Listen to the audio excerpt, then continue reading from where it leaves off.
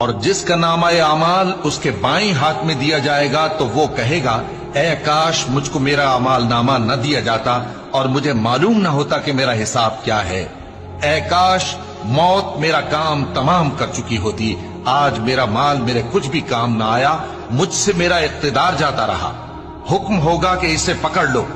اب اسے طوق پہنا دو، پھر دوزخ کی آگ میں اسے جھونک دو، پھر زنجیر سے جس کی لمبائی 70 گز ہے جکڑ دو۔